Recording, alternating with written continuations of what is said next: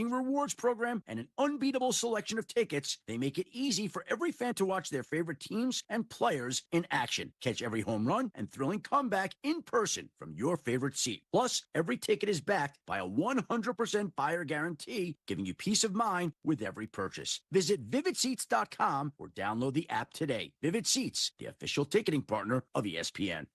If you're serious about fishing, or if you fish just for fun, you need to check out Slowpoke Bait and Tackle, the PD's one-stop shop for everything you need to reel in the big one.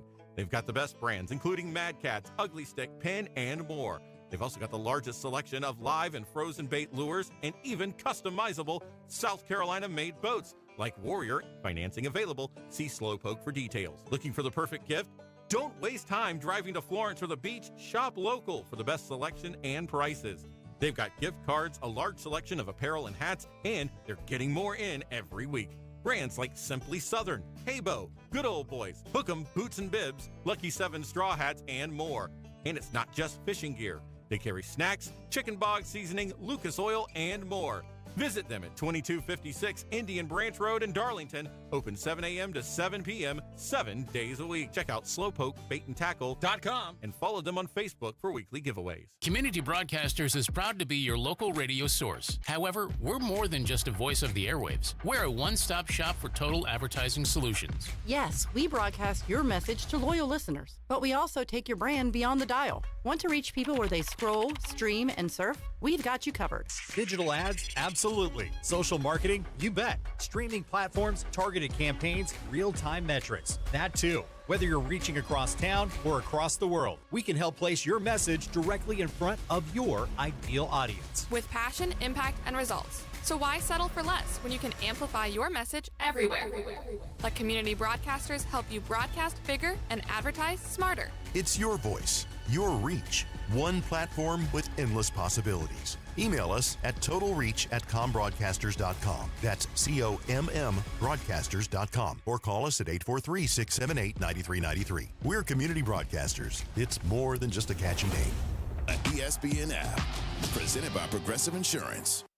Broadcasting from the Florence Toyota Studios, 96.3 ESPN Radio is WOLH Florence, a community broadcaster station. Welcome to South Carolina's premier tailgate show, Game Day in the Carolinas, broadcasting from the spacious tailgate of the Community Broadcasters Complex on the PD's 96.3 FM, Sumter's WDXY 105.9 FM, and on Facebook Live. Join Matt and Woody on the tailgate by calling 843-407-5812. And now, your party hosts, Woody Fagan and Matt Jordan.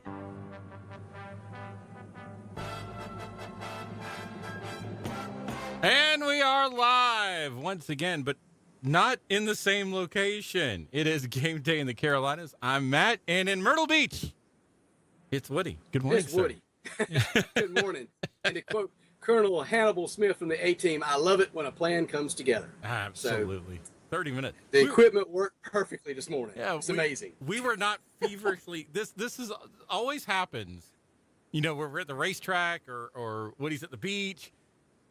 We feverishly have to work until about 5 minutes before we go on the air because something goes wrong. And not this morning, which is making me very suspicious. Yeah. Nothing's fizzing or ticking, so we could be okay. Yeah, you're right. I remember sometimes we've gone where it's been like a countdown before we got it working. Oh, my gosh. But we got it working, so everybody's happy and you know, Woody's out, like I said, Woody's out tanning, making sure he's ready for high school football, you know, because we all got to be ready for that. You know, we got to be nice and tanned and well, I mean, you're on-air talent, so you have to be nice and tanned. I just get to be pasty and in the studio. But you made a lot of misstatements there. I don't need to be tan. I'm not ready for high school football yet, and there's nothing talented about anything I'm doing. So I appreciate it, but the vote of confidence. But you know, I guess I'm kind of ready. I don't have some of the things I wanted to do completed, and at this point in time, I don't know that I will. I'll be able to, but I'm going to try. Well, the thing is, we get do some features. We get it on the air. And that's really all, that's all we're asked to do is just get the football game on the air. So. Yeah. Still want to do a quality product. And I'm excited about the opportunity of, what Florence is going to have this year. I don't know what team is coming back to work with that yet, but, I've already gotten calls from one or two of them. Actually, Chuck Lawson's reached out to me. He's all excited about it. So we'll see. And I'm excited that, the main reason is my normal partner, and Barry did a good job jumping in and helping me last season with Hartsville football, but I'll have my old partner back, Bill Matthews, who I've known since kindergarten. And I'm most excited to have him back just because of the fact that he is officially a cancer survivor. Absolutely. I'm tickled for nothing more than that. If he never does another football game, I'm just tickled that man's still upright and breathing oxygen and able to give me a hard time like he's always done. And that's the best part right there. Hey, we got a phone call right off the hop this morning. Let's take a phone call. Good morning. What's your name? Where are you calling from? Hey, guys. This is John from Pamlico. Hey, John. Hey, John. Hey, Woody. How you doing? I'm doing well, sir. How about yourself? Doing all right. I never got a chance to do it when y'all did it, but I just wanted to give you guys a call and tell y'all thank y'all for that tribute you did to Philip. Oh, John, you didn't have to say thank you for that. I mean, we owe men like Philip a bigger debt of gratitude than we could ever repay. As dedicated he was to youth sports and helping kids around the area, stay on the right path and do the right thing and play the game in an honest fashion. I mean, he's got an influence that will last a long time with a lot of young men and women in our area, and we can't ask for any more than that. I mean, my Lord. That is for sure. I just want to let y'all know it really meant a lot to us and especially Aunt Pat. Yeah, well, they're good folks. I've known them a long time, and I always thought the world of Jerry and Pat, and will continue to do so for the rest of my days. Now, but we appreciate you calling in and letting us know that. What else is on your mind this morning? Well, Uncle Jerry got hurt. For your Red he got Raiders? kicked by a mule, bro. Yeah, that's what I'd heard, and I hope the mule's okay. So, because I know Jerry's a tough man. One of my partners at the EMS transported him. He did say he told the mule he was coming back with a gun when he got back. Oh, gosh. I'm surprised they didn't have to put the mule down. I told Miss Betty that, a friend of ours that let me know about it. And, I think one of her, his daughter reached out and let me know that he'd been injured. But, no, it was you. I can't remember. I've got so many messages about it. But, my first comment was, well, I hope that mule's okay. Because Jerry and Steve both, his brother, they're tough men. So, mule didn't take it easy.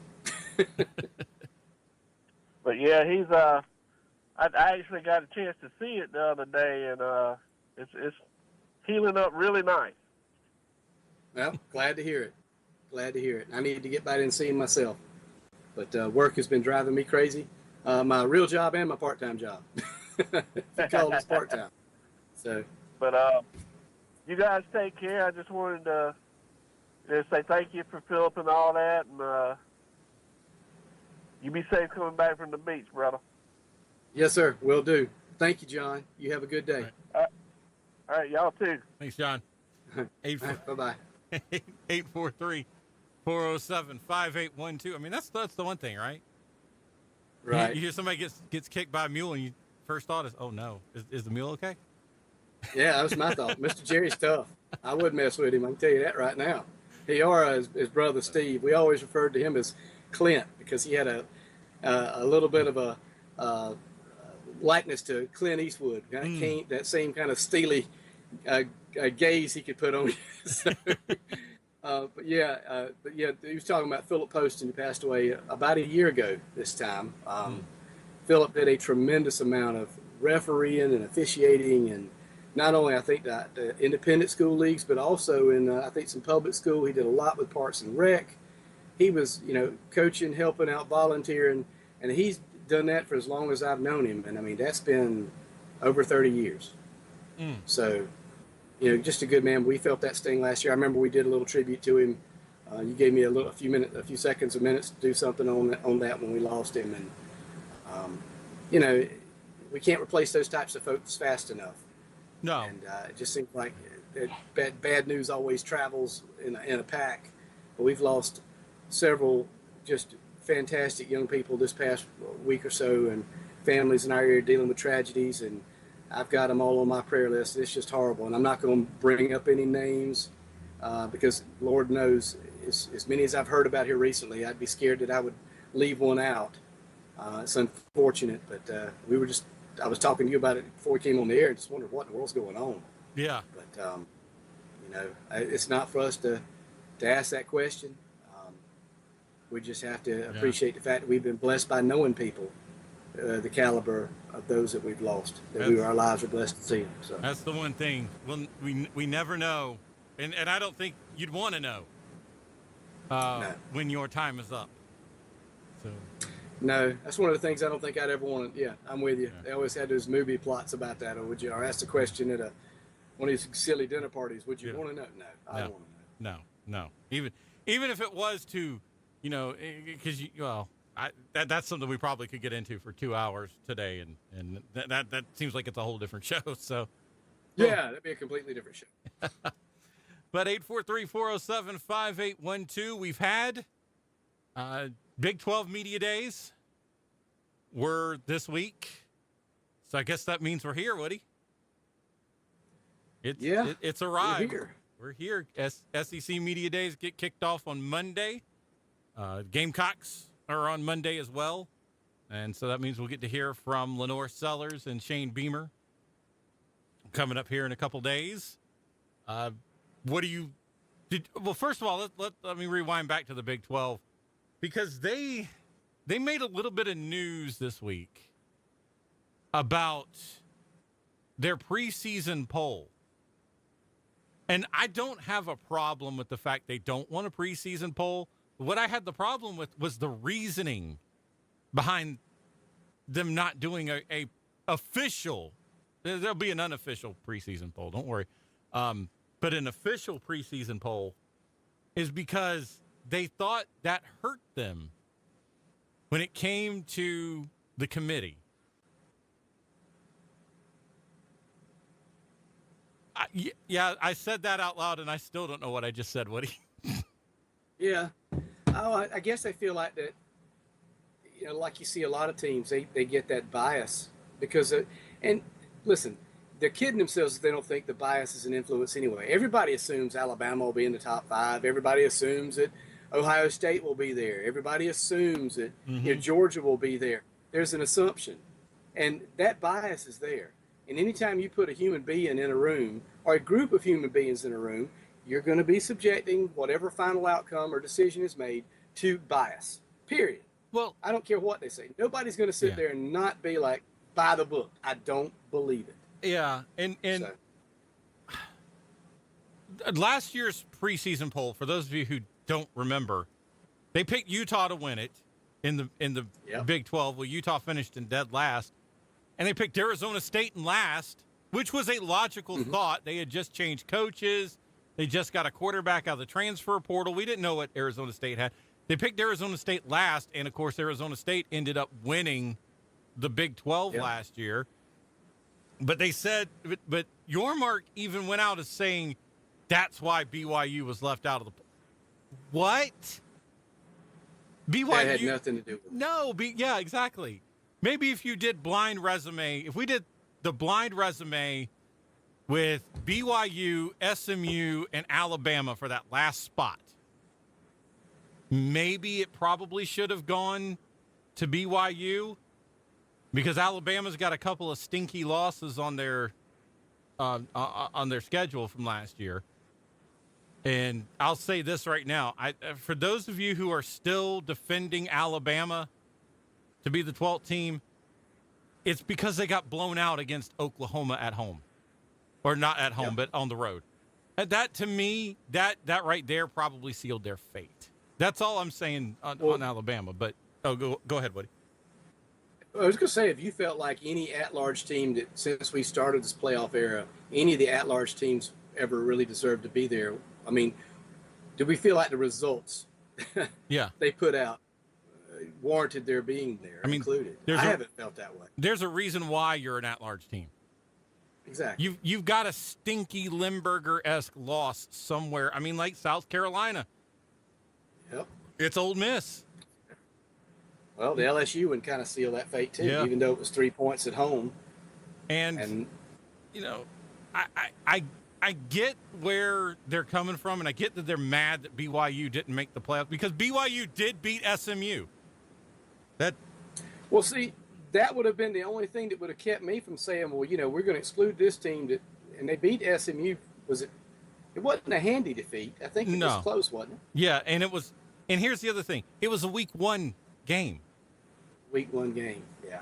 And SMU just did not look like everything on paper and on vision to me. On paper, they looked like a crackerjack team, but when you lined them up against one another, you're like, what is this team doing here? Clemson did what most teams should have done to SMU all year long. Absolutely. And that was just smack them in the face. I mean, they got the easy part of the ACC schedule. Well, okay, but you can only play the teams in your conference every once in a while. I get, and I don't get your mark. Listen, preseason polls are stupid. All right, that's somebody who's been in this business 20 years is saying that. Preseason polls are stupid. They don't mean nothing. It's just fun fodder for people like you and me, Woody. I mean, it's how we earn our paycheck. Well, now, when it comes to a schedule in a conference, you can only play what you got in your conference. I mean, you can't help what's there. Clemson's made that argument for years, and they were right to make it. Yeah. You can't do anything about that. Now, who you select to go after out of conference, how you've had that schedule, yeah, that's all up to you. If you keep playing the good sisters of the blind school and, the other tech junior varsity team from some technical college, I mean, and you're judged poorly, well, that's on you. That is scheduling poorly. Yeah. But in a conference, you're stuck. Right. So, I mean, Clemson's felt listen, Clemson's gotten, and I'm not defending them here, but Clemson has gotten the short end of the shaft a handful of times. And sometimes it's been a blessing because of the conference, the strength of their conference and their schedule. And I'm going to say this, too, as far as, Clemson, Florida State, Miami, and all that goes, it's just going to get worse. Given what we said last week, when it comes to the settlement, it's going to get worse because Clemson and Florida State and Miami, football-wise, are going to separate themselves from everybody. I mean, you might as well just make a 4-team conference with Clemson, Notre Dame, Florida State, Miami, and just let them go at it.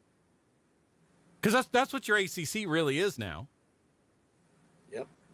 Unless somebody gets real hot and real good and a whole bunch of eyeballs end up on them. I could see a Georgia Tech doing it, but I mean, if you're Syracuse, Boston College, Virginia Tech, Stanford, Cal, I mean, why are you bothering at this point? You're nothing. Did you ever think, based on the reputation they had coming in, that Virginia Tech would have ever dropped to where they've dropped? No. I kind of figured they would get to the ACC and springboard. You could say the same thing about Miami, too, though. Well, yeah. Miami's just still given the benefit of the doubt in the press because it's always the U. The U is back. The U's been back for 20 years. But nobody's seen them. But what do they do every year?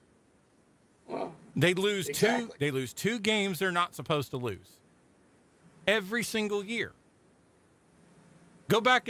I'm telling you. And for those of you who don't believe me, go back and look at their schedule since they won the national championship. Mm-hmm. You will find 2 games on that schedule they should have won by double digits, and they lost. Which I guess that's why I'm with Dabo with the whole Clemsoning thing. I know it bothers Clemson fans, but like every team in the country does it. They're going to lose to a team that nobody does. But now with the way everything is set up, I mean, it literally is now Clemson, Miami, Florida State, and the 13 or the 15 dwarves. Well, I guess 14 since Notre Dame doesn't play football. I I mean, that's what it is. It's 3 teams that legitimately could win the ACC and 14 teams that just sits there and goes, well, football's just something we do until basketball season. So you're not buying that UNC's back under Belichick? Oh, no. That's going to be a 1-year disaster. And it's like, you know what? We're a basketball school. What the hell were we thinking? I don't know. I can't really – I'm having trouble weighing it because it just seems like there's so many people. This is a very polarizing type hire because there was an article this past week that came out on a lot of – it was a Freedom of Information release that when they hired him, it was announced a lot of alums, a lot of big donors, a lot of other people were really, really against this hire. Some even going so far as to labeling it as despicable. And a couple of them saying, they were pulling all their donations. And, and I'm not even paying attention to folks that were like retired teachers or professors or anything like that at the school because they're always going to have there's always an academic athletic beef anyway. Mm-hmm. But when you start talking about individual people that are donating that aren't really affiliated that way or, graduates, and it's kind of tough. I mean, because they're saying that this was a despicable hire. The author of the article is an absolutely big fanboy of, as you put it, of Belichick. So, yeah, I don't know. I don't know that they're back yet. So, and I can't for the life of me figure out how a team like NC State puts as many players in the NFL as they do in key positions too. We're not talking about just special teams. We're talking about linemen, D linemen, offensive linemen. At one time, they had 5 starters in the NFL at quarterback. And yet they can't do more than a mediocre season. So I want to give those teams the benefit of the doubt in the ACC and say, hey, they're on the cutting edge or they're on the cusp of, but they're not. Reality says, I don't think Dave Dorn's a bad coach. I think he's a great coach. He's somebody that can take talent and develop it. But so they're at a point they got to make a decision with him. Is he a ceiling coach? I think he's reached it. Yeah. I mean, I think Dorn is one of those guys you bring in to lay the foundation of a program. To stabilize it. Yeah. He could come into a rocky program because it was kind of rocky when he took it over. Yeah. And bring some stability to it. Because he took over for Tom O'Brien. Yep. And Tom O'Brien had run that team into the ground. I mean, to think that, some guy named Russell Wilson was just a scrub that you could have just thrown off the team. Yeah. Yeah. Whoops. But yeah, I do. I'm with you on that. I think Dorn's a guy who gets your team to 8-4, 9-3, and that's it. That's his limit. And then you bring in the next guy who can get you to 10, 11, 12 wins. And there's no shame in that. You can make a good living off of like that. Yeah.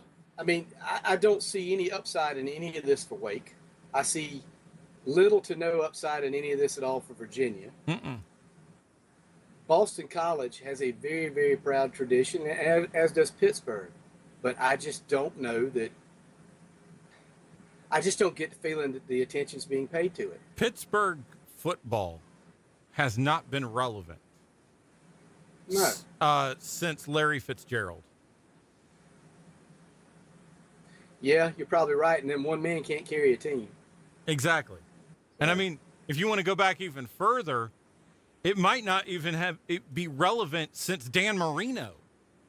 Yeah, that's true. Well, tell me the last time Boston College was since Flutie.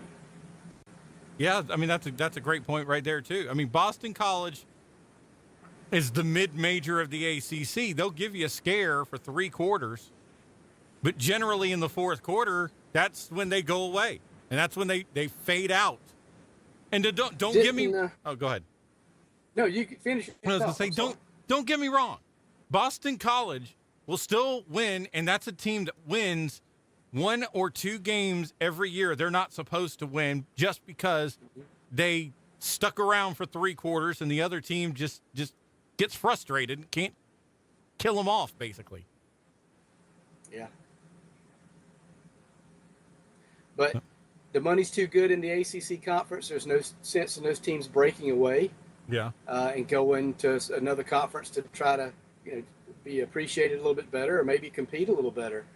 And I'm not completely throwing in the towel with Virginia Tech and Virginia. I still think it's possible. I just don't think it's kind of like South Carolina's conundrum. They want it, but they don't want to do what's necessary to get it. I agree. I agree. Virginia's considered kind of an elite, academic. They want that same type status South Carolina wants. We want to be the metro college, that everybody goes to. And, we offer everything. We're playing badminton and lacrosse. And, yeah. We want to be good in everything, but we don't want to be great in anything. Yeah. So I think Virginia's at that crossroads, and I just don't see, with the way that university is run, I don't see that changing. I don't either, because that is, let's just be honest, that's a university that puts academics over athletics. And I've got no issue with that. No, I don't either. I mean, yeah, please do not confuse the fact we are not deriding that, because unlike what the kid at Ohio State said all those years ago, yes, you are there to play school. Not just play football. You're there to play school. So, all right, let's take a phone call real quick before we take a break. Good morning. What's your name? Where are you calling from? Matt Yes. and Woody. And Woody, by the way, tell Laurie I said hello. I will do that. Laurie don't know me from Adam, but you do. So, but anyway, tell her hello. She does know who you are. She views you as a threat. I want to ask you guys with North Carolina State. Isn't Dave Doran still their coach? Yes. Yes. Well, let me ask you this. How long has he been there? And they fire O'Brien. Gosh. It's been at least 15 years, I think. 10 years? Yeah. What? They hire and fire other coaches at their college. Why won't they get rid of Dave Doran? Because they don't want to be good in football. Well, that's a crying shame. I mean, North Carolina State, to me, is another one of those schools that's like South Carolina. We want to be good in everything, but we don't want to be great in anything. Okay. He's been coach since 2013. He's the second longest tenured coach in the ACC behind Dabo Swinney. 72-54 in his career all time. Miss Betty, I don't know if it's that. I don't think it's that they don't want to be good in football. I think he does enough every year to maintain his job, to keep it. And, but who can... He gets a one-year extension when he wins 8 games. Yeah. Well, the fans at North Carolina State don't like that. They want to win the ACC. They want to play in the top 4 or 5, but they don't do nothing about it. Yeah, and that's kind of our point. You kind of have to wonder what's the real goal here, because NC State wants to be competitive on Tobacco Road in basketball. They've got national titles there. It's just, and they've got a really good baseball program too. But the problem is, what direction? Where do you put your resources? What do you want to do? Dave's not done enough to get fired. He's putting a bunch of players in the NFL. He's graduating players. He's not having any scandal, any issue. His system's in here. It's working for the most part. What are our goals? Do we really care if we're a national title contender? I just don't get that feeling that they want to be there. I just can't understand a college and the fans at North Carolina State, and they don't raise Cain about it. They just let whoever's running that college do whatever they want. Well, they are I a think it's basketball divided. school. Yeah, they're more into the basketball part of it, I think, and I also think that they're divided enough that it probably evens out. It's probably 50-50 in the way they feel about Dorn. And he's not a bad guy. That's just it.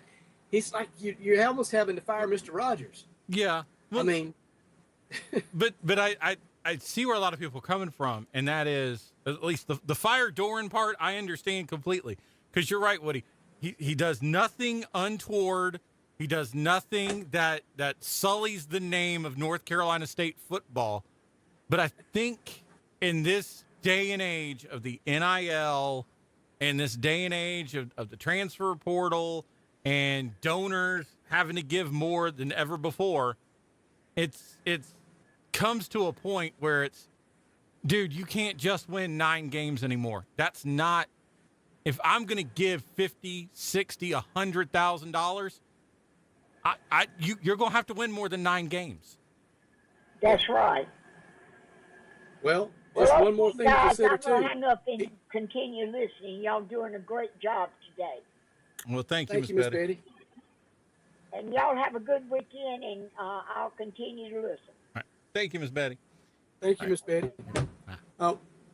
One thing, too, about Dave Dorn that I just found out, he's led the Wolfpack to 87 victories as a head coach. Yep. That's the highest total in school history Oh, when you're for there, any head coach at NC State. when you're there forever. And I mean, but don't get me wrong. There is something to say about loyalty to a coach. And in NC State does do that. But I don't like, this is why I say they don't, I think maybe I worded it wrong.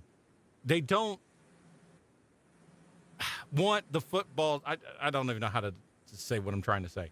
But could you sit there at Clemson, at Florida State, at Alabama, at Ohio State? Could you imagine what the fan base do if they found out that the coach there, like DeBoer, Dabo, or Norvell, automatically gets a 1-year extension if they win 8 games? There'd be riots in the streets. Yeah. And I think that's why I found the wording I want to use. I think that's why I think they're not serious in football. Because I look at something like that and I go, you can't possibly be serious. 8 games, 8 wins out in Alabama, 8, and I'm talking consistent now, 8, 9, 7, your seasons go somewhere in there. The consistency like that at an Alabama, at an Ohio State, at a Florida State, that gets you thrown out on your ear at those schools. There's the difference between national legitimate contenders and teams that we just want to be good. We if we compete for a national championship, great, but we just want to be good. Well, Florida State's proven that you can be good in a lot of different sports and win national titles and compete for them. Yeah, I think there definitely are schools that don't have to choose these days between being good in one sport and being bad in everybody else. I mean, but I still think that's still the exception to the rule. I still think a lot of schools have to sit back and go, okay, maybe we can be good in football and basketball, but we can't be good in, rowing or something like that. And at some point, this is the other thing too. At some point, and it's coming within the next 2 or 3 years. When do they sit down and go, oh my God, we have to send our rowing team across the country? And this is almost in every conference now, by the way. We have to send our rowing team across the country. We have to send our women's volleyball team across the country. We can't afford this. Mm-hmm. At what point do we have snippy snip because you wanted to be a national conference for football and everybody else now has to suffer for that reason?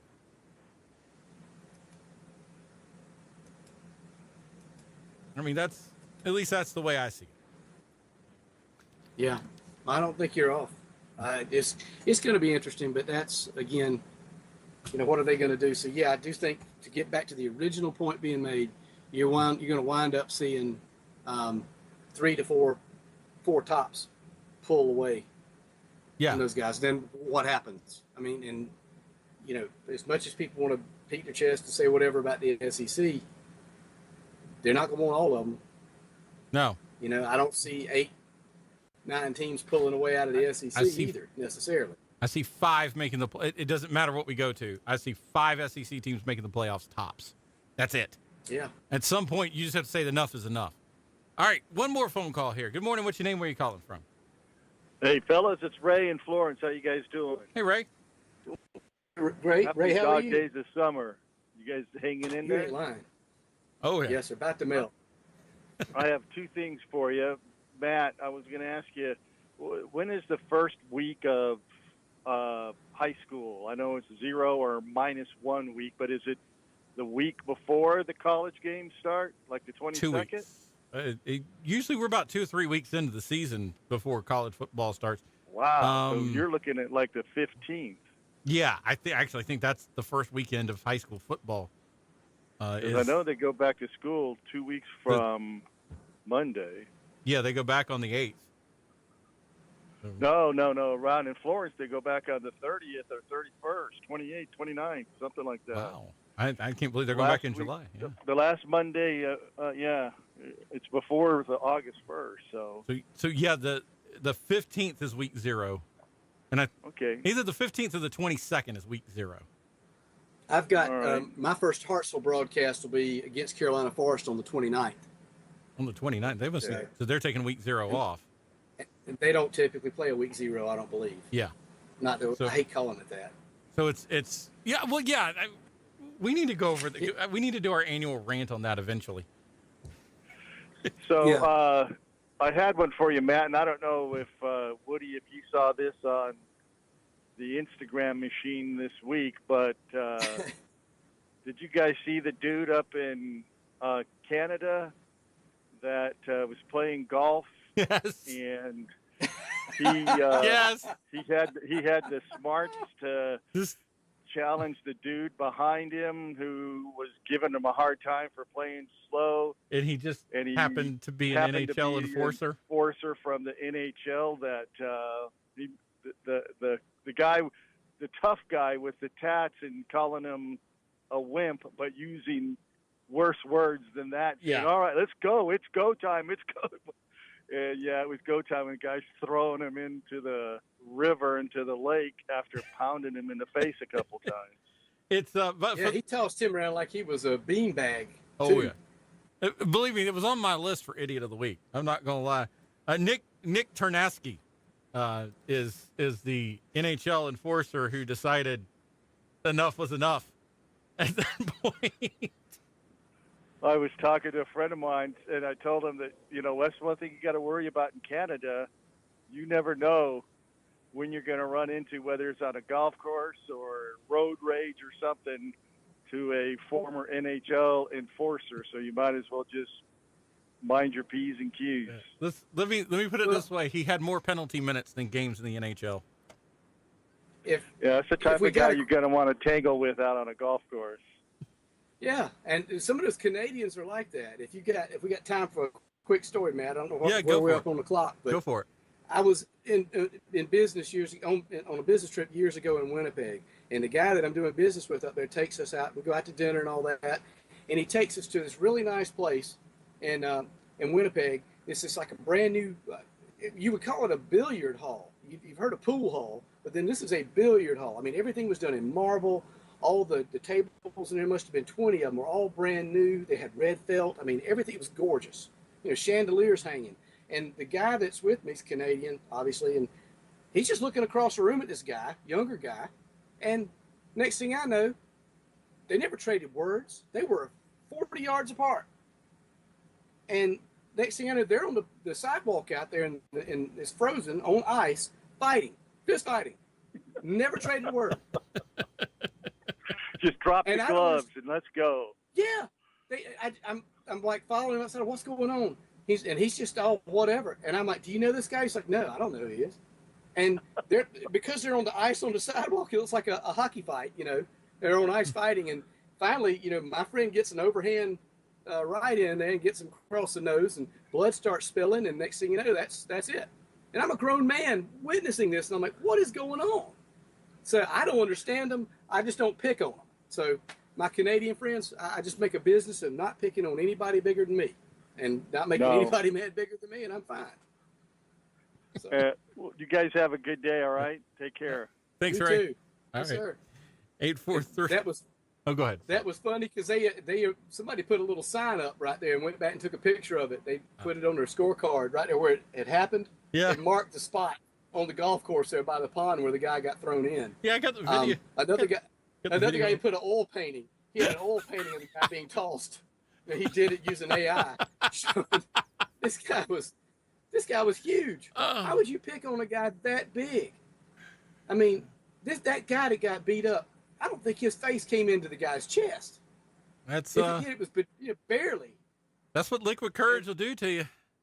Man, I tell you what, that dude, when he turned, you didn't really get a good image of him, but the one time he grabbed him by the collar, even when he threw him, you didn't get a good image of how big he was. But when he grabbed that guy by the collar and started putting those overhand rights to the face, you're like, my gosh, this guy's massive. I mean, you have to. I mean, no, don't get me wrong. He's probably going to be facing a suspension. He is a coach right now for the Red Deer youth hockey team. And yes, Hockey Canada is investigating it. And it's good to know that Hockey Canada can actually investigate crimes. But I think he's provoked. I just don't see a reason to not. I don't. I mean, to do anything to this guy. He's probably going to get a couple of games of a suspension from Red Deer just because, it looks good PR-wise to do something like that. But, I mean, he's not going to be facing any charges. By the way, Ternansky was listed as 6'2", 230 pounds during his playing days. He looked bigger than that to me. Yeah. Unless the other guy's just that much smaller. He looked like an absolute monster. He could be. Yeah, he could be. Oh, my gosh. I mean, I got the video up right now. You got to look at the video after the guy gets out of the pond and they continue the fight. But he threw that guy at one point. Before he threw him in the pond, he tossed him one time like he was tossing a bag of dog food or something. It wasn't, I mean, he just, not even a good hip toss. And that guy went flying. I mean, this is just hilarious. When he grabs him by that collar, though, and starts putting those haymakers on him, you get a sense of this guy is massive, and why would you pick on that guy? I'm sorry, but dude deserved it just for the shirt he was wearing. That is one ugly shirt. That is just one ugly golf shirt that he is wearing. I don't know what. I thought that was like a theme shirt or something. I didn't know. Yeah, that looks like a more of a Hawaiian shirt than a golf shirt. But I mean, he's got that. It was pretty.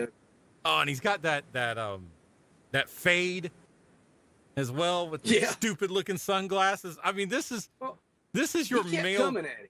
Oh yeah, he did.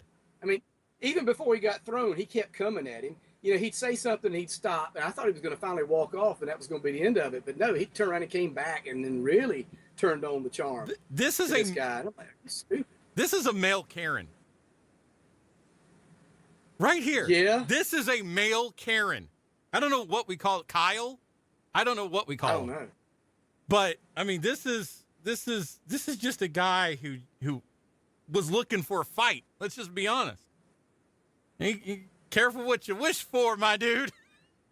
Well, he's looking for punishments, what he's looking for, because that's what he got.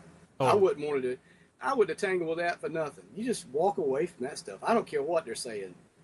Oh, that's so great. Unless he's threatening my life, coming at me physically, man, it's easy just to walk away. You'll live to fight another day, and the next morning it'll be kind of stupid. And then he might have realized by the next morning, that guy I was trash talking to, he was an enforcer in the NHL. Whoo! Dodged a bullet. But no, not this guy. He wanted to ride that thing down.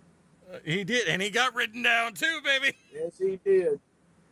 He looked like, what was that guy's name in Apocalypse?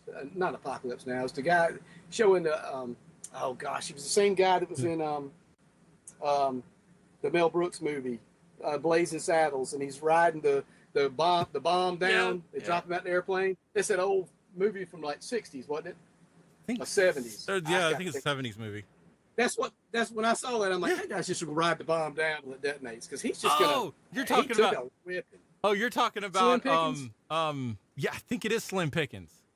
Yeah, it was Slim Pickens. Riding the bomb down. It's Not Dr. Zhivago. It's Dr. Strangelove. Dr. Strangelove, or How I Learned to Love the Bomb. Yes. Yeah, you're right. It's that he's closing. riding the bomb down. It's that closing scene. Yeah! Yeah. He's like, I'm going after it. He had nobody in his ear saying, "You're going to put up with that? You're going to take that off of him?" He didn't have anybody in his ear prodding him or provoking him. Oh, this he did. was all in his head. He did. I think I can take it. He did. He had his friends Jim Beam and old Granddad going, "You think?" Yeah, well, up there is probably something different. But yeah, you're right. He had some Molson in that one. Little Jimmy Beam and Jackie Daniels there. Hey, boy, you gonna take that, son? Yeah, I can take him. Yeah, you can take him. That's what he thought. He doesn't look that big. There may have been another friend at the scene too. Mr. Jose Cuervo. Yeah. He's not pond-proof, that's for sure, because he got tossed in there for sure. But it's been a lot of comment on that. If you hadn't seen it, y'all look it up, because it's brutal. It's hilarious. It's really brutal. It's actually hilarious in a way too. I mean, don't get me wrong. We're not condoning fighting here. Please don't say that.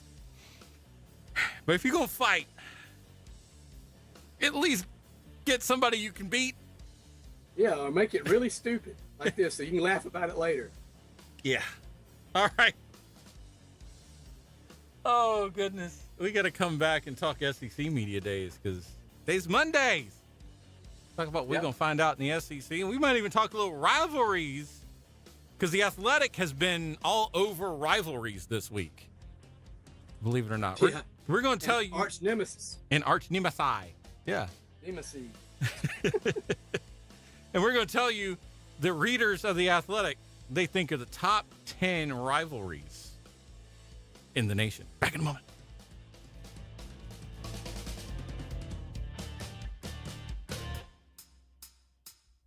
Get ready, Braves fans. Community broadcasters Mickey Fens and Irby Street Sporting Goods are teaming up to send you and 3 friends on the ultimate Braves Baseball Bonanza family getaway. It's your shot at an unforgettable trip to Atlanta with 4 premium seats in the exclusive Xfinity Suite at Truist Park. We're talking all-you-can-eat food and drinks, hotel stay, restaurant vouchers, signed souvenirs, batting practice access, and $500 in cash. Be there August 23rd when the Braves battle the Mets, but you've got to win to get in. Listen for the crack of the bat and be the 9th caller to qualify for the grand prize. Or jump online right now and register at bravesbonanza.com. This once-in-a-lifetime experience can't be bought, but it can be won. Thanks to community broadcasters Mickey Fens and Irby Street Sporting Goods. Head to bravesbonanza.com for more prices and all the details. Special thanks to our awesome sponsors, Monraga Roofing, the UPS Store, Fowler Furniture, Southco, and Mayo Suit City. Don't miss it. The Braves Bonanza starts now. Hi, I'm Tom Connors. Went to Mark Patrick's Hypnosis Seminar February 6, 2019. Nothing worked before. Left there and never smoked again. Amazing. Easy, affordable, and guaranteed. A year later, with my wife Michelle, attended Mark Patrick's weight loss seminar. She lost 18 pounds and I lost 43 in 8 weeks. It's true. He smoked 2 packs a day and nothing worked until Mark Patrick Hypnosis. Now we're losing weight together, eating healthy, full on half the food, crazy, enjoying exercising. Who would have believed Mark Patrick Hypnosis really works? It's amazing. I can breathe again, my blood pressure went down, and I've got so much energy. So much energy. And look great. Stop smoking, lose weight now without craving, irritability, or your money back. Early bird special only $49.99 guaranteed. Join Mark Patrick's Hypnosis Seminar and lose the weight, stop smoking, feel great for only $49.99 guaranteed. Tuesday, August 5th at the Hampton Inn and Suites, Lawrence, North I-95. Weight loss seminar 5:30 p.m. Registration 5 p.m. Stop smoking seminar 8 p.m. Learn more at markpatrickseminars.com. Hey, it's Tony Zach with Mr. Sparky, reminding you it's storm season. Do you need help with your portable generator hookup? Mr. Sparky can make it easy by installing an interlock kit and a receptacle. This keeps our hard-working linemen safe when using your portable generator. Call the pros. Call us, Mr. Sparky. We'll be right over. You don't have to put up with any malarkey. Call 888-8-SPARKY. CRW Insurance is celebrating 100 years, a century of protecting what matters most to our community. We're more than your insurance agency, we're your neighbors. From donating books and reading to children, to supporting veterans, local schools, and charities. We proudly serve this community every step of the way. Thank you for trusting us for the past 100 years. CRW Insurance, helping people prepare today for tomorrow's unexpected. Trust DPM Property Maintenance for professional landscape design and installs on new and existing properties, commercial and residential. From irrigation system installs and upgrades to stunning outdoor lighting and audio, DPM prioritizes quality over quantity. They never rush through a job, making sure it's done right the first time, every time. Call Tyler Davison today at 843-617-2038 for your free estimate. Find them on Facebook at Davison Property Maintenance, LLC. DPM Davison Property Maintenance, bringing your vision to life with trust and quality. Family vacation time, and you're all set to go. John, ready? I talked to the neighbors about picking up our mail. The Avery son will water the grass. The car had the oil changed and tire pressure checked. The thermostat is slightly higher. Everything is packed, and the kids and our luggage are now waiting in the car. Ready? But what about CarolinaZaves.com? What deals will we be missing this Friday at 10 a.m.? Kids, out of the car. Don't worry, week after week, there will be plenty of great deals available. So feel free to take that family vacation. Log on to CarolinaSaves.com. In the heart of South Carolina, where the spirit of celebration thrives, there's a place unlike any other. Mickey Finn's your one-stop party destination with 3 locations, Cashua Drive, Pamplico Highway, and their huge beverage warehouse on Dr. Johnny Bruce Road next to Buc-ee's. Step into a world of endless possibilities where the shelves are filled with the largest selection of beer, wine, and liquor, each bottle carrying its own story of flavor and enjoyment. Sign up today for Mickey Finn's customer rewards. Mickey Finn says, "We drink all we can and sell the rest." Are you tired of hearing strange noises coming from your car? Do you need to get your vehicle serviced but don't have time to do it yourself? Look no further than Tim's Auto Pro. Their highly skilled, certified technicians have years of experience and are equipped with the latest tools to get your car running like new again. They offer a variety of services from routine maintenance to major repairs at competitive prices. Don't let car problems stress you out any longer. Tim's Auto Pro, the only place to go. 2685 Peach Orchard Road in Dazzell or online at timsautopro.com.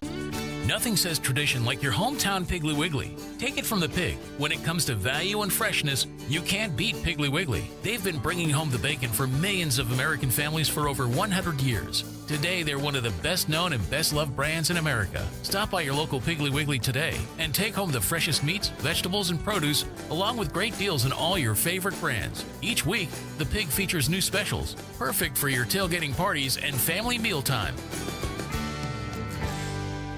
Community Broadcasters is proud to be your local radio source. However, we're more than just a voice of the airwaves. We're a one-stop shop for total advertising solutions. Yes, we broadcast your message to loyal listeners, but we also take your brand beyond the dial. Want to reach people where they scroll, stream, and surf? We've got you covered. Digital ads? Absolutely. Social marketing? You bet. Streaming platforms, targeted campaigns, real-time metrics. That too. Whether you're reaching across town or across the world, we can help place your message directly in front of your ideal audience. With passion, impact, and results. So why settle for less when you can amplify your message everywhere? Let community broadcasters help you broadcast bigger and advertise smarter. It's your voice, your reach, one platform with endless possibilities. Email us at totalreach@combroadcasters.com. That's COMM broadcasters.com. Or call us at 843-678-9393. We're community broadcasters. It's more than just a catchy name. This summer, dive into hassle-free pool care with Carolina Pool Pro. Serving Florence and Darlington County, they handle it all. Weekly cleanings, maintenance repairs, liner replacements, and leak detection. And they're hiring. If you're motivated, eager to learn, and have a valid SC driver's license, join their team as a swimming pool tech. Experience is a plus, but they'll train the right person. Call or text Jimmy today at 843-857-9773. Carolina Pool Pro, your pool's best friend. One of them is banned from every message board in the world. The other is Woody. It's game day in the Carolinas.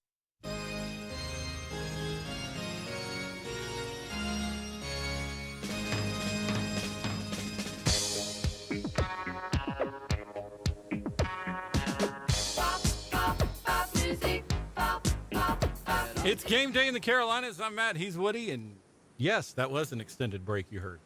843-407-5812. SEC Media Days start this week, if you can believe it. So it's hard to believe. Yeah, it's here. And Shane Beamer is definitely bringing Lenoris. I mean, you got it's almost. I wish every conference would make that a rule now. Just bring your quarterback. Bring your quarter. If you haven't figured out who your starting quarterback is yet, bring two. I don't want to hear from.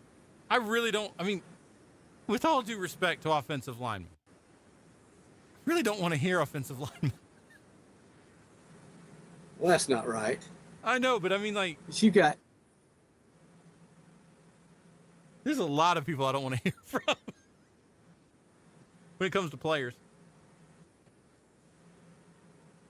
I'm trying to see the schedule, the way this article is written. July 14th, all times Eastern. LSU starts out in Atlanta at 11:05 a.m. They're bringing Chris Hilton Jr., Whit Weeks, Garrett Nussmeier. South Carolina's up next at 11:45 with sophomore quarterback Lenora Sellers, senior defensive back DQ Smith, and senior defensive tackle Nick Barrett. Let's see. Ole Miss follows South Carolina with, of course, Lane Kiffin around 1:30 with junior linebacker TJ Daughtery, wide receiver Caden Lee, and sophomore quarterback Austin Simmons. You know, that's the interesting thing. They've had a quarterback that's so long. They're bringing a quarterback that's a sophomore, and nobody really knows who he is. Have we seen Austin Simmons? I don't recall seeing Austin too much. Austin Simmons? Yeah, because their starter got drafted. Yeah. I think the Giants took him. Yeah, they did. Yeah. So Austin Simmons is. I saw something. The reason why I asked that name is I thought I saw something earlier on him. That was there it is right there. Yeah, uniquely built to be an SEC starter, but is he ready? The Athletics got a bio on him. It's interesting. You bring a player out of an entire squad that nobody knows. You'd have thought he had more people, more depth, more talent, D-backs. They've always got decent defensive backs. You'd have thought he'd have had more of those, or maybe a running back. But you're bringing a sophomore quarterback to your media day that nobody really has any tape on. At least not that I recall. I mean, the questions are going to be interesting. Yeah. And that's just it. What do you ask a guy? I mean, that could be Lane Kiffin kind of goosing the whole group. Because, he likes to give people a hard time. What do you ask somebody you know nothing about? Who are you? What do you do that makes you famous? Yeah, I mean, I'm looking, I'm scanning the article. I'm not really reading it. But I feel like you're setting that poor kid up to some degree. Well, I mean, how many times have we said that this offseason with Lenoris and with Arch Manning? Like, we have set these two kids up. Now, one of them we know about, and one of them we don't. But it feels like we're setting these kids up for too high expectations, if you know what I mean. Yeah, one of them you got a feeling about. Mm-hmm. You're based on certain things, but you don't know for sure till nobody knows till the first shot's fired. Right. But the ending of the day on the 14th will be Vanderbilt. They're going to have Clark Lee, of course, Coach Randon Fontenette, junior defensive back Martell Height, and graduate quarterback Diego Pavia. Imagine that. Yeah. The mouth of the South. Yeah, Diego Pavia. Okay. Georgia kicks off July 15th at 10:25 a.m. He's got C.J. Allen, the junior linebacker, defensive back Dalen Everett, and junior quarterback Gunnar Stockton. He's got just a little bit more tape on him than what we've got on the kid from Ole Miss. Yeah, and Stockton is in that same that same mold. He's played maybe a handful of games for Georgia, mop-up duty mostly. But everybody says he's the real deal, so I guess we're going to find out. But you have, with as big a stable as he's got at Georgia on that roster, they bring that guy? Yeah. Well, I mean, if Gunner's going to be your starter. I guess, I'm noticing a pattern. I think everybody so far is bringing their quarterback. Yes. But I don't think that's going to hold suit because I haven't announced all of them yet. Let's see. Next up's Auburn. Tigers head coach Hugh Freeze will be there, along with junior quarterback Jackson Arnold, junior defensive back Keldrick Falk, and junior offensive lineman Connor Liu. Then Tennessee follows Auburn. And this is the one that's going to differ, I have a feeling. Coach Josh Heupel with junior linebacker Arion Carter, senior tight end Miles Kitzelman, and senior defensive tackle Bryson Eason. We know nothing about, other than his days, his limited time at App State, what their quarterback's going to do. They don't even know if they've even decided who their starter is yet. So, then Texas. Yeah, and I wonder who Texas is going to bring. Sophomore quarterback at 315, sophomore quarterback Arch Manning, junior linebacker Anthony Hill Jr., and junior defensive back Michael Taft finish things off with interviews at 4. On the 16th, you've got Alabama. Kalen DeBoer's bringing senior defensive lineman Tim Keenan III, senior linebacker Deontay Lawson, and junior offensive lineman Caden Proctor. Then you've got Mississippi State. Jeff Levy's bringing up graduate quarterback Blake Shapen, junior safety Isaac Smith, senior wide receiver Brennan Thompson. Florida follows Mississippi State with Billy Napier, senior defensive lineman Caleb Banks, offensive lineman Jake Slaughter, and sophomore quarterback DJ Lagway. Then Oklahoma brings it up that day. You've got Venables, junior quarterback John Mateer, Robert Spears, the defensive back. He's a senior defensive lineman R. Mason Thomas. And then the last 4 teams are for July 17th in Missouri with Eli Drinkwitz. He's bringing Dalen Carnell, a safety. There's 2 graduate safety and then a graduate center, Connor Tollison, and senior defensive end Zion Young. So he's not bringing a quarterback either. That's weird. So you got guys that don't bring quarterbacks at all, and then some that are bringing ones we know really. I mean, Gunnar Stockton, we had a little tape on. Everybody was a little bit of a buzz, but I just don't think that props him up to being the guy at media day. No. Well, I mean, the question is going to be, to Gunnar, because that is how they're going to word it. You're the one who forced Beck to go to Miami. Are you comfortable unseating Carson Beck or replacing Carson Beck? I don't know that. Could you really say he's the one that unseated Carson Beck? I don't think so. But I mean, at some point you had to play him because, I mean, I remember when all this went down, he flipped from South Carolina to Georgia. Mm-hmm. And I remember there was a lot of Gamecock fans that were very upset about that. Yeah, but I knew why he went. I wasn't happy about losing him either, but we know why he went. Yeah, so. But we know exactly why he went. And those of you who haven't figured it out yet, it was Will Muschamp. Yeah, he followed Muschamp. He decommitted as soon as Muschamp was fired. And let's just be honest, though. I mean, if you had to choose between 2 programs with a shot to play, you're going to choose South Carolina. And, well, I mean, at that time, he wouldn't have had a spot to play. Nope. If you think about it. So, I don't know, but, I mean, it's still a better program. I mean, at the time, Georgia had more to offer from a performance standpoint. Mm-hmm. And you got a better shot at making the NFL and playing in the playoffs at Georgia right now than you do at South Carolina. All right. Kentucky gets up with Mark Stoops. They're bringing senior linebacker Alex Safari Jr., defensive back Jordan Lovett, and senior tight end Josh Caddis. So he's not bringing a quarterback. Yeah. Arkansas follows up with Sam Pittman, senior quarterback Taylon Green, defensive lineman Cam Ball, and senior linebacker Xavier Sorey. And then the final day schedule concludes with Texas A&M. So Mike Elko's bringing in defensive back Will Lee III, graduate offensive lineman Armaj Reed Adams, and junior linebacker Torian York. So again, I ask you, you've got 3 or 4 teams that did not. So there's no script saying you need to bring your quarterback. Right. Why is Ole Miss bringing a guy we don't know? Did he have more playing time than I'm not aware of? 'Cause I didn't think what's his face was hurt. When you got, and here's the other thing too, and I really do believe this goes into Lane Kiffin's ego. You got 2 guys in your conference already that are Heisman Trophy. They're on the list. They're favorites to win the Heisman Trophy. I guess you got to start the kids' campaign early somehow. I'm not saying he belongs in that list because we don't know what. I've said that Arch Manning doesn't belong in the list just because we don't know what the hell he's got. Yeah. But a kid who's barely played a snap in the SEC, I get it though. Like I said, you're starting his campaign. Okay, I can live with that. You got to bring I guess you got to bring somebody. And Ole Miss got a lot of turnover this year. I'm going to tell you right now, Ole Miss is going to be my pick for most disappointing team in the SEC this year. A lot of people. A lot of people. Go ahead.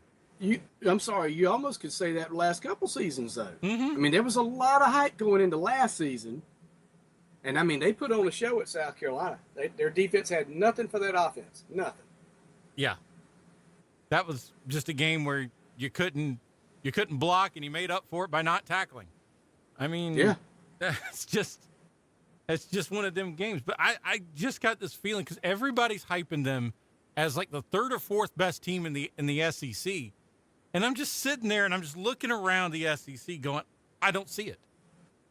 If they're the fourth best team in the SEC, if they're behind Alabama, they're behind Texas, they're behind LSU. Oh, my gosh, the SEC must suck this year. Well, listen to this write-up, and this is just a quick blurb. I'll go to I want to see his full stats, but Ole Miss quarterback Austin Simmons, 19, is focused on football after ending his baseball career. The redshirt sophomore has graduated, and is pursuing a master's degree in sports management with a business minor. That's amazing. That's according to the USA Today. They compared Austin Simmons, Ole Miss quarterback Austin Simmons, according to SI, on their Ole Miss Rebels page.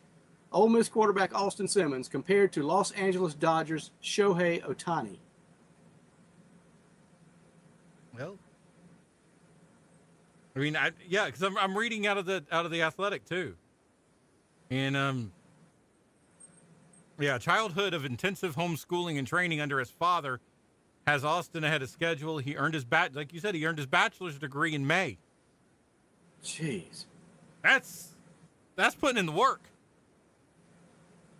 He's a redshirt sophomore. Left-hander. He got in against the second half for Ole Miss last year against Furman. I don't know how much he's. It's Furman. Yeah. Well, I mean, that's about the same experience that's got one quarterback on a Heisman watch list. This is true. You're 100% right. Upper left Texas State. He played one game against Directional U. Got in mop-up duty for 2 or 3 others. But you're right. But Arch is a Heisman favorite. And again, we're not denigrating Arch. He might be the best quarterback in the Manning family. But we don't know that yet. Maybes and mights are one thing. Well, the kid's dad said he's a better baseball player than football player. And his stats with the Rebels, it's because his dad's the one that compared him to Shohei Ohtani. And I think that's a little strong. I mean, when I hear parents making this kind of statements, it reminds me of like Tiger Woods' dad, and then Venus and Serena Williams' dad. You know, they make a lot of big, bold statements because it's their job to promote their kid. Mm-hmm. But let's see. But his dad said, he's a better baseball player than football player. His stats were 13 appearances for the Ole Miss Rebels during the 2024 season on the mound. He flaunted a 3.21 ERA in 14 innings pitched with 20 strikeouts while walking 11 as a reliever for the Rebels last season. That's not terrible. Yeah. Gamecocks could have used him. That's true. By the way, I just because I have the quote in front of me, I want people to know what the quote was. If Austin didn't play football, he could do what Shohei Ohtani's doing. I'm not exaggerating. That was his dad. Does he like to play both ways? Yeah. Well, I mean, you know, he's 6'4", 215 pounds. By the way. Jeez. So I think there's going to be a lot of people who make their living on Sundays are going to be looking at this kid. Yeah, he might surprise us all.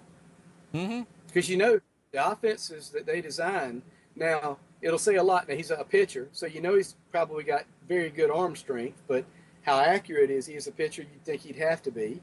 Yeah. So I would imagine he throws the football fairly accurately because you've got to be an accurate passer to play in Lane's offense. He does a lot. He airs it out, as we all know. So I'll be interested to watch this kid. I think this could be exciting. Absolutely. But obviously he's got poise. Yeah. You bring him at 19, he's already got a BA, working on his master's, and he's representing you at SEC Media Days. I'd say the kid's probably covered in poise. Oh, absolutely. And again, I want to say that we're obviously not denigrating this kid one bit. It's just, again, it's like Arch Manning. We have one, data point on him from, and again, with all due respect to Furman, I just feel like we have gotten to the point where the hype machine is hurting these kids a little bit. I would have to agree with you. I don't like it one bit. I don't like it. I don't like it that we're now putting SEC championships on kids, and we really don't know what they got. I mean, you take the top 3 quarterbacks in the SEC. Nussmeier, we know. Is a great player. I think he's being held back by Brian Kelly. I think once he gets playing on Sundays, that kid's going to take off. Lenoris he played great last year. But I want to see how he adjusts to their adjustments. Yeah. And go ahead. Looking at his stats, they're showing 9 games played. Or played in, at least. He's 19 of 32, 282 yards with 2 touchdowns and no interceptions. I gave him a 154 rating. Mm-hmm.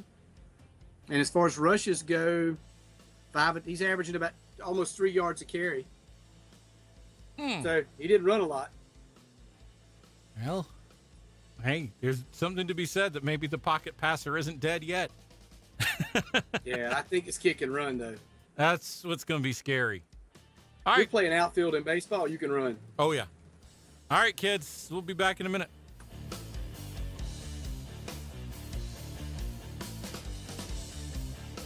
Hello, everybody. This is Donnie Daniel with Daniel Wealth Management. Who is Daniel Wealth Management? Well, I'm going to tell you a little bit about us. At Daniel Wealth Management, we care and listen. We strive to protect, manage, and grow your future vision of life. We do this with character, integrity, and confidence as we seek to earn your trust and celebrate life's journeys together. Securities and investment and advisory services offered through Osaic Wealth Incorporated. Member FINRA SIPC. Osaic Wealth is separately owned, and other entities and/or marketing names, products, or services referenced here are independent of Osaic Wealth. Ready to ride in power and style? Florence Toyota has the deals that get you rolling. Take home a 2025 Toyota Tacoma SR for just $3,999 down and $288 a month for 36 months. Or drive off in a 2025 Toyota Tundra 4x4 SR for only $999 down and $498 a month. Visit us at 2300 West Palmetto Street or shop online anytime at FlorenceToyota.com. Florence Toyota, we are just better. See dealer for details and stock numbers. When car trouble strikes, remember Tim's Auto Pro is here to make your life easier. They offer complete preventative maintenance and full automotive repair on most makes and models, including imports, at rates that won't break the bank. Is your AC on the fritz? They can service it. Need a front-end alignment? They got you covered. Tire pressures monitoring system acting up? Go see them. When life gets busy and car trouble strikes, remember Tim's Auto Pro, the only place to go. 2685 Peach Orchard Road in Dalzell. Online at timsautopro.com. At Practical Purpose Solutions, your health and wellness is their priority. Need a quick and convenient solution? Book your telehealth visit today, all from the comfort of your home. Need a DOT physical or sports physical? They are perfect for parents looking to avoid long wait times. If you're looking for quality primary care, insured or uninsured, and with a reliable physician, contact them. Feeling run down? Their concierge hydration service comes to you within 30 miles. Groups are welcome. whether you're battling fatigue, cold symptoms, or if you just need an energy boost. Even personalized nutrition plans and supplements for skin conditions like eczema and dry skin. Try their medically supervised fat dissolving services for targeted areas like the abdomen or chin. Ready to feel your best? Book your appointment today at practicalpurposesolutions.com or call 843-799-2210. Located at 2011 Second Loop Road, Suite A. Practical Purpose Solutions. I'm here with Coach Carter, who just won a game against their biggest rivals. Tell us how you're feeling, Coach. I'm feeling great. This was a huge win for us tonight, and we couldn't have done it without every single member of the team. It's kind of like FTC's roster of services. Now there's a winning lineup. From internet and wireless to phone, security, and TV, these team players all play a critical role in making FTC your all-in-one technology company. Now that sounds like a winning combination. Get in the game with FTC, your all-in-one technology company. Stop by a local FTC store or visit ftc.net. As long as we have high school football games in South Carolina, we're going to need officials, and right now we have a shortage of those. The South Carolina Football Officials Association and the South Carolina High School League need people who want to stay involved in sports and are willing to work hard. Help make a difference in lives of hundreds of kids in your community and have fun while earning some extra money, staying in shape, and expanding your network of friends. Text REF, R-E-F, to 66866 to register now or visit scfoa.net/join to receive more information. As long as we have high school football games in South Carolina, we're going to need officials, and right now we have a shortage of those. The South Carolina Football Officials Association and the South Carolina High School League need people who want to stay involved in sports and are willing to work hard. Help make a difference in lives of hundreds of kids in your community and have fun while earning some extra money, staying in shape, and expanding your network of friends. Text REF, R-E-F, to 66866 to register now or visit scfoa.net/join to receive more information. WOLH Florence and WDXY Sumter. It's game day in the Carolinas.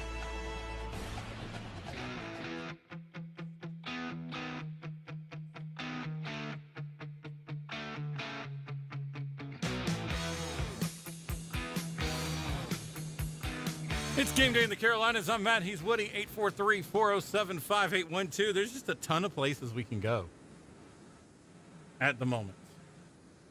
Yeah, we talked about rivalries. We talked about the nemesis. Or, what is the plural of nemesises? What is the plural for a nemesis if you have more than one? I think that's just nemesis. It's just one of those weird. English sucks. Oh my. I'm kind of fond of it, but okay. Yeah. Well, I mean, you know what I mean. Like the rules suck. Yeah, that's probably what I'm saying. Hey, The Athletic. Let's get into rivalries here for a minute since it's football season. The Athletic asked the fans what are top 10 rivalries in the country. And I'll tell you the rivalries that missed the list, the top 10. They were on the list, but they're not in the top 10. Clemson, South Carolina came in at 22. Jeez. Now, The Athletic had it ranked at 24, and I think I know why. I think it's because it's just not nationally relevant, but maybe, once or twice every 5 years. Yeah. Just that makes that makes sense. Now, you're in pretty good company. Also, not making the top 10 is Michigan Notre Dame. You're kidding. Did not make the top 10. It was actually number 16. Not making the top 10, Alabama, Tennessee was number 12. Alabama, LSU was number 11. So I hear all of you right now. Yeah, this better be a good list. I think it's a good list. All right, number 10, Florida State, Miami. I don't know that I agree with that, but go ahead. It's kind of cooled down since both of them really aren't national powers anymore. It's because it's a large state, though. Because Florida. yeah, and because of wide right and the U and Dion. I mean, I think a lot of people are more nostalgia for that. Yeah. Speaking of nostalgia, I don't know where this question was asked, but Harvard Yale made number 9. Get out of here. Yeah. A game that you don't even see on TV, on regular television. Yeah, it's number 9. I mean, I'm not knocking the rivalry. I know it's important to those folks. I mean, it's the oldest rivalry in college football. So. You can throw out the whole it's not because it doesn't mean anything. You know, the game doesn't really mean a whole lot. That one means nothing, except to the people that are in it. Right. So. Do they even go to the 1AA? Does the Ivy League even go to the 1AA playoffs? No, I don't think so. I don't think so either. All right, number 8, Florida State. That's another rivalry that's kind of cooled down over the years. Yep. I think that's more for a fan. The bottom 3 seem to be more nostalgic than anything else. All right, number 7. Now we're going to get into the fun part. Texas A&M. I think that should be higher because a lot of people forget this. Texas A&M left a conference because of Texas. That's true. And then Texas ended up going into that conference about 6 years later. They suspended that rivalry for a few seasons too, didn't they? Yes, they did. They didn't play. They absolutely did suspend that rivalry for a while. They're suspending Bedlam right now because that's not a conference game. Just dumb rules. All right. Number 6, world's largest outdoor cocktail party. That's a little low. Yeah, that goes without saying. Yeah, I think that's low because Florida's been kind of down. But, I mean, national championships and everything else. We got here number 5, Notre Dame's Southern Cal. Again, I think that's more for you nostalgia fans. No. Let's see here. Oklahoma, Texas is number 4. That's still there. That's about right. Army, Navy, 3. Yeah, I like that one. Number 2, the Iron Bowl. Really? Number 2. And I bet you can't guess what number 1 is. No. It better not be the Egg Bowl. Michigan, Ohio State. That one, I mean, I don't know if I necessarily agree with the stack ranking, but I agree with some of the rivalries. And even though Army-Navy really doesn't mean anything in the grand landscape of college football, it means something to the country, I think. You know, so it's more of a national. It's got its own week. But I don't see Southern Cal Notre Dame. I see Michigan Notre Dame before I see Southern Cal Notre Dame. I would see Southern Cal Notre Dame. Maybe I'm just thinking in terms of the last 5 to 10 years. But well, I see Southern Cal Notre Dame would be it again if Southern Cal would get their bleep together. Well, yeah. But, you know, I remember the games that meant a lot to me back in the 80s coming up was that Michigan Notre Dame game, obviously, other than South Carolina Clemson, because how many of those finishes did you remember? Lou Holtz coaching against Lou Schembechler. Oh, gosh. And when I say wrong name, it's not Lou. It was Lou Holtz and Bo Schembechler. And you'd see Rocket Ismail run a kickoff back in the waning seconds of the ball game to win. It was always some big deal. Yeah. You know, by the way, that greasy quarterback. That was number people 15. Playing, you know, and that's number 15. I don't really remember the USC Notre Dame game being as big to me as that one was. Well, I mean, I remember that it used to be at the end of the season. Yeah. You know, but there was a time where it was for national championships. Now it's not, because Southern Cal is now a 9-4 identity team. You brought up Michigan Notre Dame. It was 15. So between 15 and 11, these were the things the fans thought were more of a rivalry. UCLA, USC. I would buy that one over USC Notre Dame. Yeah, I would too. Alabama, I skipped over one. Pitt, West Virginia. Yeah, that's a great game. That's a good. So it doesn't always mean anything, but it's a fun game to watch. And obviously, we talked about 12 and 11, Alabama, Tennessee, and Alabama, LSU. I'd put Alabama LSU in this top 10 list. I'd say it's jumped Florida State Miami because it's relevant. Yeah, I would agree. I totally agree with that. That's usually the winner of that game is going to end up in Atlanta. Well, I'll tell you another rivalry game I watched, and they only played it a handful of times because I just remember the T-shirts coming out. Notre Dame, Miami. Notre Dame, Miami. That's another good Saints rivalry. versus Sinners. Yeah. You know, that Catholics was a big versus one in the convicts. Yeah, it was always great to watch that game. And they only played that a handful of times. Yep. Let's take a phone call. We're going to get a lot more of it now that they've signed that deal with Notre Dame, too, by the way.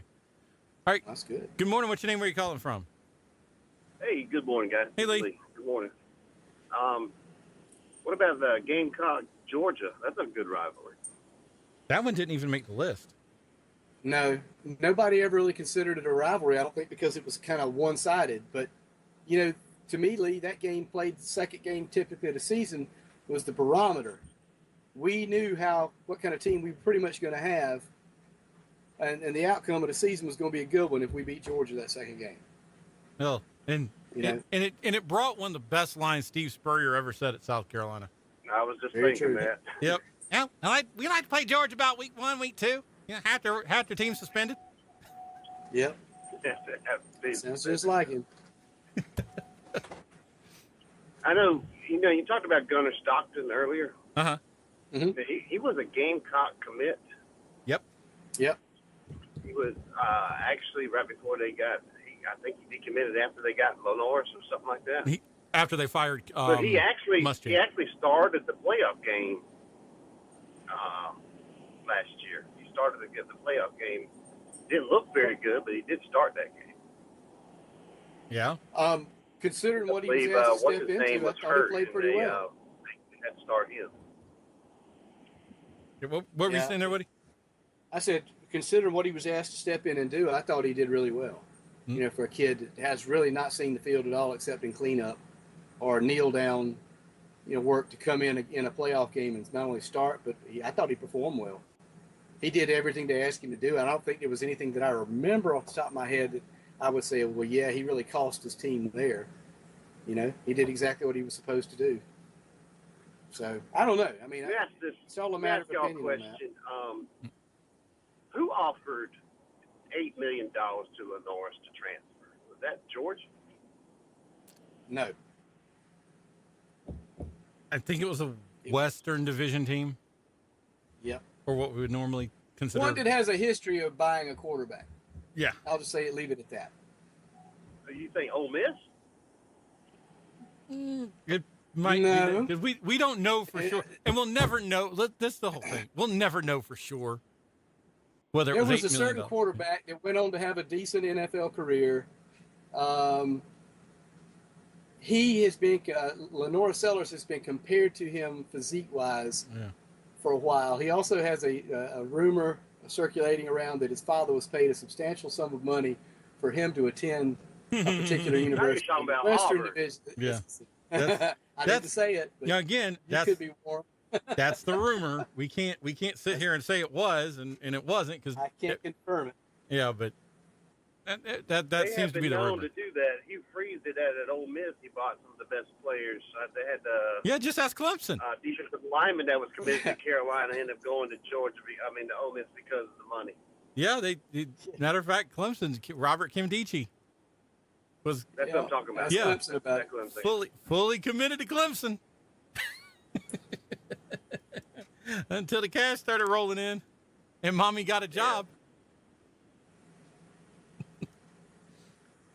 So on the show before you guys, they said, what kind of question should we be asking the coaches and media days?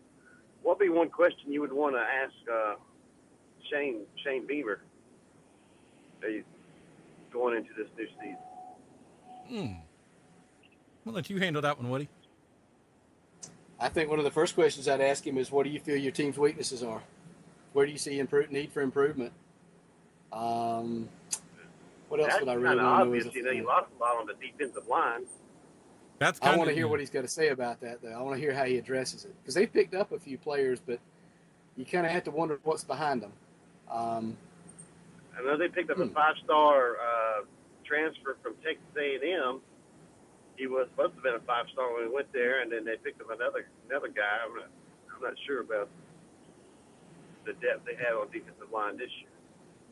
How do you feel about your offensive scheme going into the season? Because I don't think it was very consistent last year. There were certain Based on games the you last saw. game against Illinois. Illinois, I'm not very impressed with it. No. There was another game or two throughout the season I wasn't impressed at all. They put the brakes on Lenore, so Lenore's put the brakes on himself, but he sure didn't play like he did against Clemson. Well, I mean, they were missing a key member or two in the offense, but it should not have been enough to have made a difference. I mean, was it a season or so before where they played in Florida when they played against Notre Dame, and I went to watch that. I mean, they came out the gate just throwing haymakers. You know, he's like, oh, this is going to be a runaway, because Notre Dame was missing players too. And then you turn around and, I mean, they just couldn't. They ran out of gas. They just had nobody to spell those players, and they couldn't keep up. You know, so that was the difference there. But the game in last year against Illinois in the bowl, it almost just looked like there was a defensive scheme in there that we weren't expecting, something that threw Lenore's off, and we obviously couldn't stop them offensively, from their offense either. You know, the defense didn't really shut anybody down, and we were missing a couple key components. We can make all the excuses in the world, but there hasn't been a really consistent offensive scheme, in my opinion. So, I mean, I'm going to call it what it is, and this is going to put an enormous hype on a kid.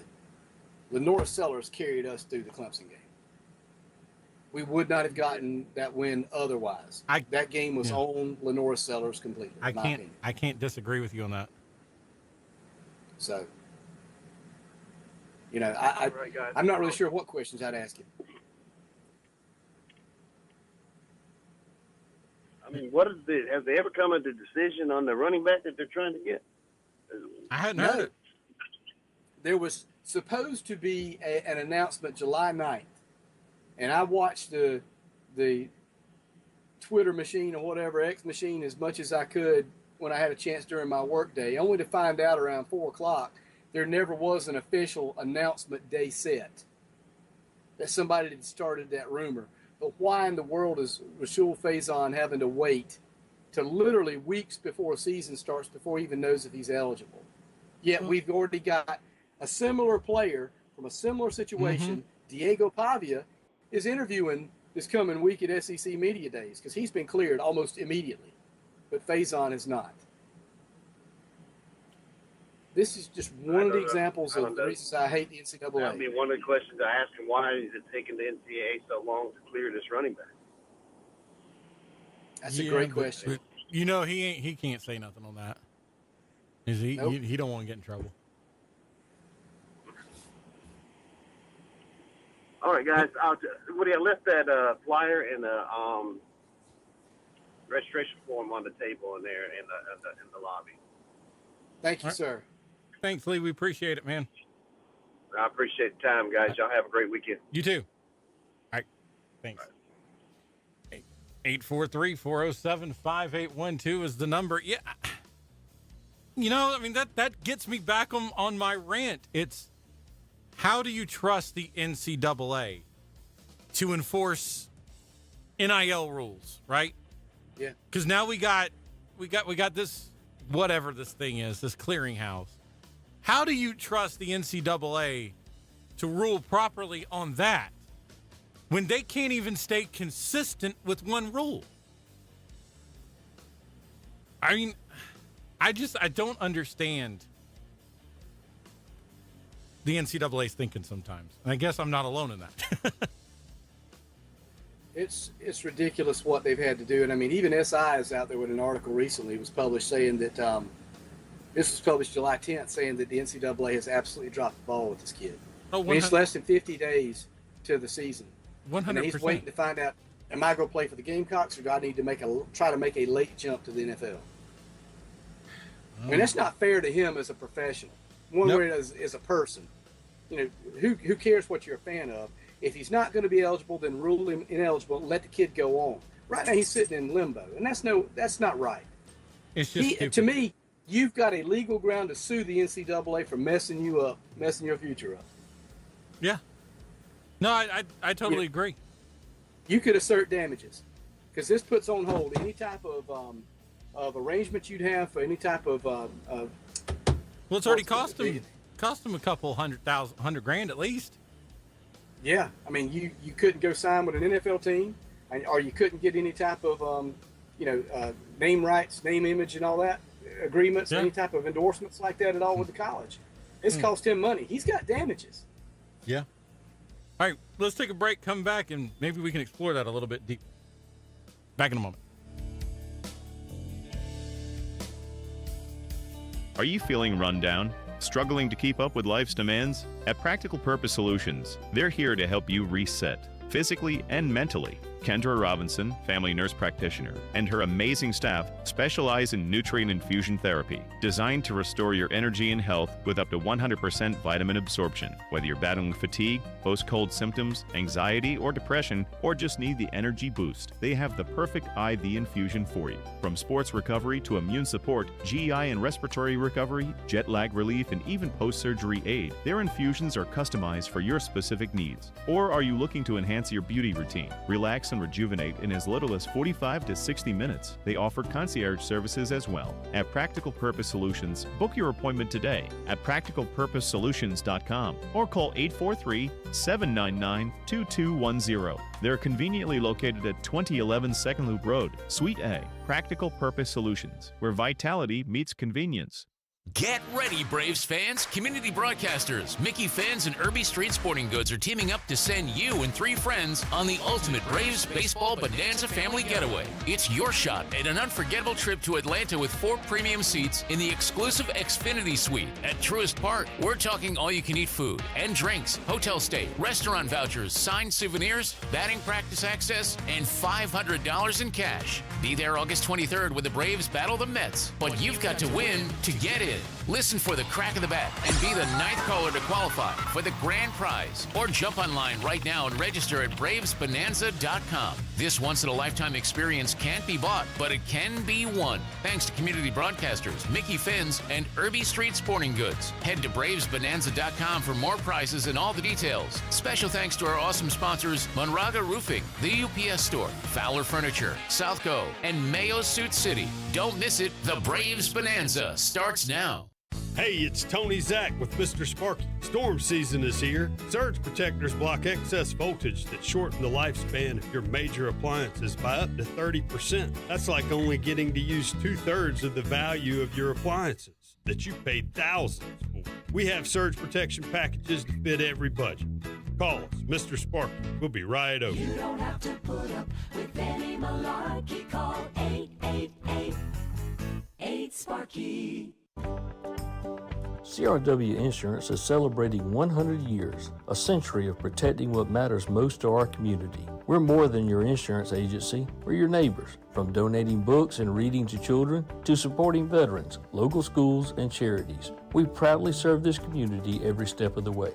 Thank you for trusting us for the past 100 years. CRW Insurance, helping people prepare today for tomorrow's unexpected. Hello, everybody. This is Donnie Daniel with Daniel Wealth Management. Who is Daniel Wealth Management? Well, I'm going to tell you a little bit about us. At Daniel Wealth Management, we care and listen. We strive to protect, manage, and grow your future vision of life. We do this with character, integrity, and confidence as we seek to earn your trust and celebrate life's journeys together. Securities and investment and advisory services offered through Gdic Wealth Incorporated. Member FINRA SIPC. Gdic Wealth is separately owned, and other entities and/or marketing names, products, or services referenced here are independent of Gdic Wealth.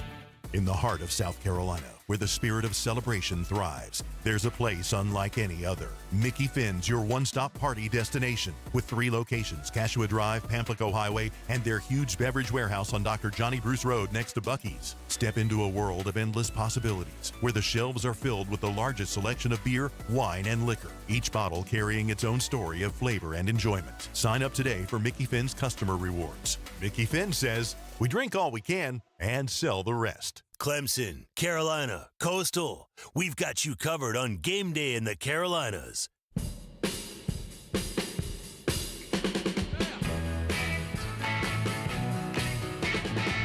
right, it's game day in the Carolinas. Matt and Woody with you here for a few more minutes. And yeah, we're still getting hot under the collar about this situation, because I mean, it's just, again, I want consistency. I've always wanted consistency in college football. We finally had to get it when it came to transfer, because I mean, there was too many people doing it, and there were too many, evidence cited that the NCAA was hypocritical. So they had to let all the transfers through, because I remember it was, quarterback at Georgia goes to Ohio State because of how they were treating his sister, but the kid from Coastal Carolina couldn't transfer to Virginia Tech because his mom was dying. Yeah. I mean, we're back to that situation, and I'm getting so tired of this. Make one rule for everybody. Well, like I said off the air, you got a bunch of little lawyers in a room, and they're all arguing over a comma, a semicolon, and the word is. And that's the problem. Instead of just applying common sense, the kids only played 2 actual seasons of collegiate football. I don't understand that. I mean, I guess if he complained loudly, like Diego Pavia did. Lawyer up. Well, he's already lawyered up. He's got a lawyer, but I think Diego went at it a little bit more aggressively. Like, we're going to file a lawsuit and come after you. That's what the kids should be doing. NCAA. Yeah, I agree. Because at this point, I think, like the article said, there was a Sports Illustrated article even written about it that said that it wasn't right that he was being held back, that he's missed. Let me see if I can get to that, exactly everything he said he's missed. Obviously, he's missed OTAs. Yes. He's missed OTAs. He's missed the initial training camp. Yeah. This article seems to have no end. But, it's one of the things in the article they're saying it's worth noting the NCAA has had their hands full as they just came to a settlement for the House versus NCAA lawsuit. However, they have provided multiple decisions on other athletes requesting for an extra year of eligibility. Tennessee's Zakai Ziegler was denied. Tennessee's Alberto Osuna was denied. And Georgia's Dyson Goldstein was also denied his request as well. Those have all happened since South Carolina filed their request for Faison. Faison filed 6 months ago. By the way, do you know when the first preseason NFL game is? 31st of July. That is 2 weeks from Thursday. This coming Thursday. He's not going to make an NFL team. No. And this whole decision with them, he's not signed any type of contract yet, because nobody's going to give him any money if they don't even know if he's going to be on a roster at South Carolina. What you go get is practice squad money. That's all you can do right now. Sign for the practice squad. That's it, and hope that they need you. Yeah. Because you're not going to be, and right. First of all, you're not even going to be in game shape. No. To even make a tryout during a game. Well, much like high school, colleges, and all those, you've got so many practices you've got to have under your belt before you can even have contact. Yeah. And they follow all that too. And that's supposedly done for player safety. But so if they were to let him play or practice right now with the squad, and then he's found to be ineligible, that could then put South Carolina on some sort of probationary problem. So the school's being screwed over too. The kids certainly getting the short end of the stick. And the NCAA is just sitting on their hands. Mm-hmm. And they don't care. Because they're all screaming. Because that's all Charlie Baker does now, is do press conferences where he goes, well, my hands are tied. What can I do? I don't know. Your job? Y'all need to make a decision. Be consistent. Yeah. I'll start with that. Consistency. Just start there. If it's good enough for Pavia, it's good enough for everybody else. Well, Diego Pavia had more time on the football field actually playing in ball games than this kid has. Yes. This is the most ridiculous garbage. I've ever seen. He basically got back a year in junior college. He played a full season of ball. He was on a squad, on a field, swatting mosquitoes or playing like the rest of them for that entire season, but he got that back. Faison has only played football in 2 seasons. Two. Where he's actually been on a field. And they're still struggling. I don't get it. I don't get it. And I guess as far as we can go with that one. Let's see. With Diego, he had a season at New Mexico State where he played, 2 at New Mexico State, 1 with Vanderbilt. And that's not showing his junior college stuff. And he seemed to keep his. So let me go back and double check just to make sure I'm not saying something wrong here. But I don't understand why it takes so long for them to figure this out. He got what was called a gray shirt, I think, but that was early on, and then came back as like a redshirt freshman the following season. But when you start looking at his NCAA football stats, let's see. He's played for 2 seasons at Utah State, 23 and 24, just like I said. Yeah. And he had 1 JUCO season somewhere at some small junior college. I think he got some playing time. Now, Pavia's played at 3 major universities. Not JUCO. They didn't even show his JUCO stats. This kid's only had 2 seasons of big boy football. But you know, he's the quarterback. Mr. Quarterback. Well, they rattled the Sabres. They got the lawyer out, an aggressive attorney, and went after the NCAA. And maybe that's what they need to do here instead of using that was a mistake. In using an attorney merely to represent a player, you have an attorney to actually go after someone for the player. That's the difference in the attorney style, I guess, of what they decided, the strategy. Because honestly, if you're looking at it and you're applying common sense to it, you're like, well, why do we need somebody to go after him? Because kids only played 2 actual seasons of football. This should be a slam dunk easy decision. Should be. You would think. Here we are 6 months later. Yeah. I mean, there's still kids. You know, we hadn't even talked about this. There's still 3 or 4 players over in basketball who have been applying for their 5th year at the same time this kid was trying to get his clock frozen. And we haven't heard anything on that either. I mean,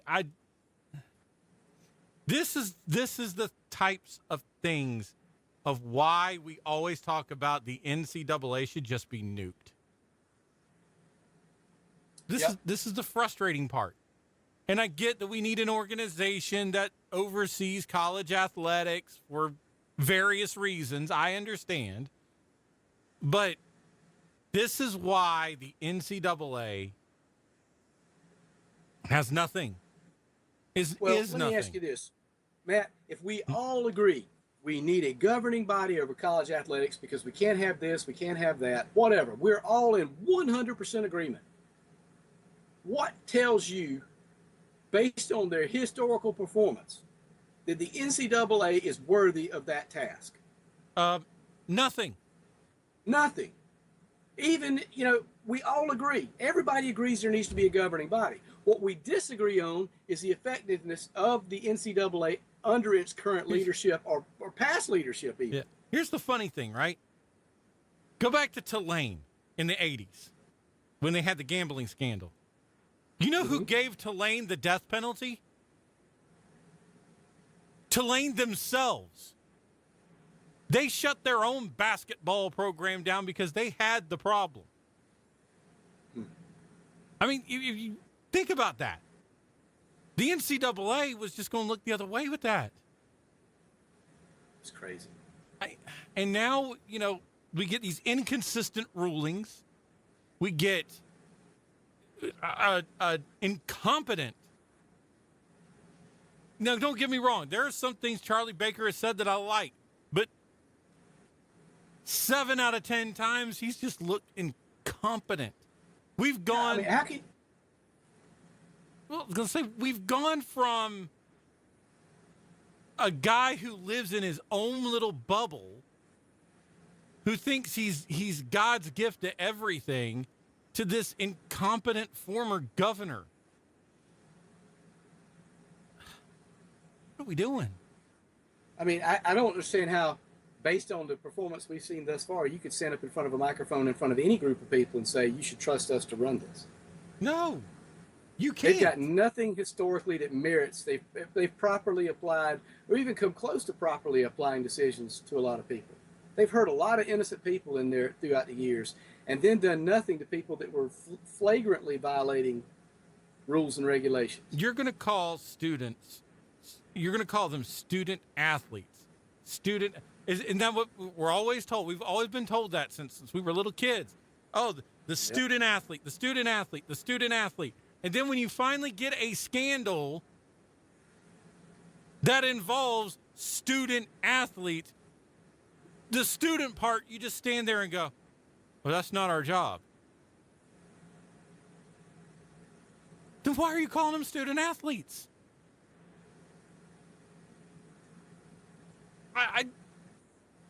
You go back and you look at all of these other scandals. Even SMU, they dropped the ball on. And I get giving teams chances of, hey, clean it up, clean it up, clean it up. But how many times are you going to tell a team to clean it up before you're actually going to stand in there and go, no, we're going to make sure you do it? We could go back to just about any of these incidents. And the NCAA just looked the other way every once in a while. I mean, the old joke of, oh, Kansas got in trouble. Sorry, Cleveland State, you're going on probation. Take the FBI investigation. We had an assistant coach arrested. What happened to that program? Nothing. An assistant coach was arrested, spent time in jail. By the way, that same team's head coach was the one telling his own university to go pound sand when they were asking him questions about his assistant coach being arrested. Yeah. Nothing happened to that team. What are we doing? It's time. It's time to just nuke the damn NCAA. Usually if you're standing over somebody's shoulder like that, or they're coming under a lot of scrutiny, they typically try to maybe improve, to be more responsive, to do a better job. They don't seem to care. They don't just care. Keep doing really horrible things, or nothing at all. Think about it. We now have to have Congress to step in. Congress has to step in now and deal with NIL. Yeah. And that's like asking the inmates to run the asylum. Yeah. I mean, it really is. It really is. All right. We have funnier idiots of the week coming up. Venus Restaurant and Catering, your go-to spot for delicious breakfast and lunch in Florence. Since 1977, we have been serving up fresh and tasty meals to our loyal customers. Our breakfast menu features all of your favorites, from our fluffy pancakes to our fruity French toast, mouth-watering omelets to chicken and waffles. There's something surely to satisfy your craving. And the best part is, breakfast is served anytime. Or come for lunch. We prepare hot, fresh daily lunch specials serving juicy meats and fresh vegetables. Whether you dine in or grab something to go, come on in and enjoy your next meal with us. But that's not all. Venus offers catering for your next event, whether it's a business meeting or a family gathering. Our experienced staff will create a customized menu that fits your needs. And the best part is, your catering is hassle-free, so you can focus on enjoying your event while we take care of the food. Come see us at 471 West Palmetto Street and taste the difference. Venus is open Monday through Friday, 7 a.m. to 2:30 p.m., and Saturdays, 7 a.m. to 1 p.m.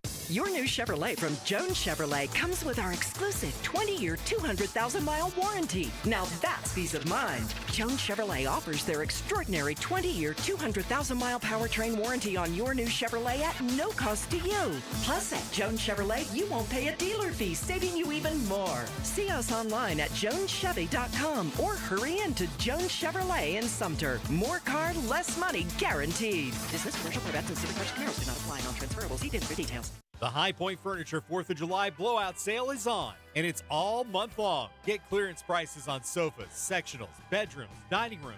Everything must go. Plus, if you can see it, you can take it home. Fast delivery available. 2 huge locations, 1916 West Evans Street in Florence and 873 Broad Street in Sumter. Don't wait. Furniture is flying out the door. High Point Furniture. Huge savings, fast delivery, great service, and quality furniture you'll love. High Point. High Point. High Point.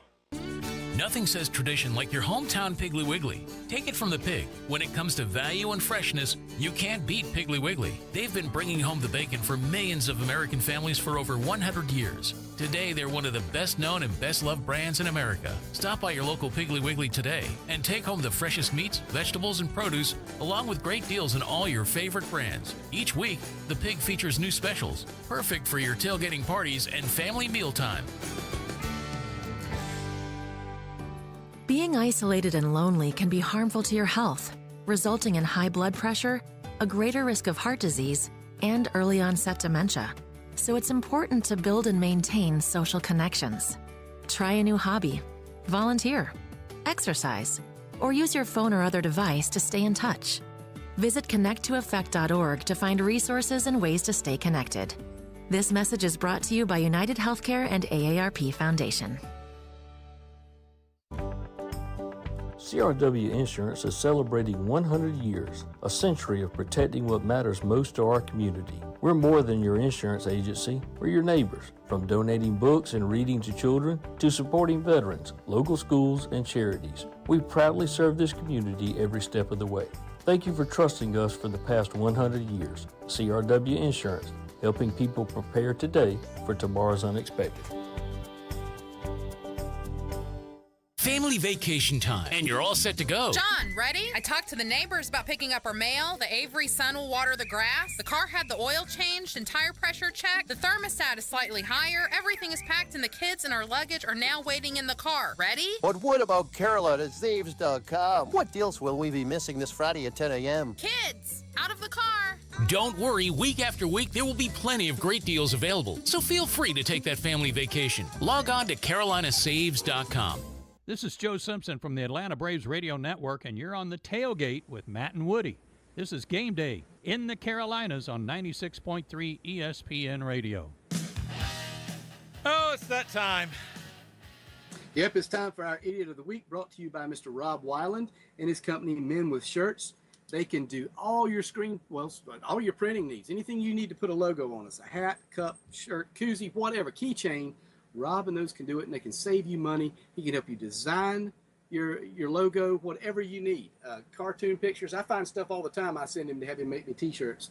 I've got a new one that's really cool that's coming out. I may start my own T-shirt line, but Rob can save you money. Give him a call, 843-260-1105. Check out his Facebook page, Men with Shirts, or you can go to his website, menwithshirts.com. He's a good friend of our show, good friend of ours, and the proud sponsor of Idiot of the Week. I don't know how proud he's going to be after this one. We're going to We're going to West Virginia. Start this one. A West Virginia couple was naked, and they were doing some fun things in a stolen stolen RV. When a cop pulled the moving vehicle over, yes, the moving vehicle over, after spotting the driver being mounted, I guess you would say, by his intoxicated female passenger. Oh, gosh. Yeah. During the traffic stop last Wednesday afternoon in Bluefield in Appalachian Mountain City, a patrolman spotted the RV and found the activities that were going on. A passerby yelled out that the occupants had switched seats before the police officer had made contact. The police officer asked the woman what they were doing, and, well, in the words of Bob Eubanks, they were making whoopee. Yeah. Bryant, who appeared to be highly intoxicated, sorry, my words failed me there, and the man were ordered out of the RV after being read his rights. The man reportedly admitted that he and Bryant were making whoopee and that they switched seats upon spotting the squad car. So they've already admitted to all their issues. Anyways, I'm going to make a long story short here.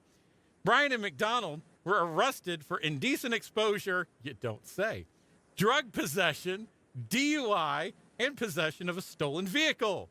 Both defendants, who have extensive criminal records, have pled not guilty, and they haven't been able to post bond yet. Well, we have to go to Florida, and if we go into Florida to talk about Florida, man, That's you know so it's going to be a Florida. good story. Police were called to the Conch Tour Train Depot at 1802 Staples Avenue just before 11:30 a.m. on Friday after receiving a report that the Conch train had been stolen and was being GPS tracked around downtown. Now, the Conch Tour Train, as you imagine, is one of these little small trains that has several cars behind it. It's a and people rooster. get in it, get little rides around town, okay?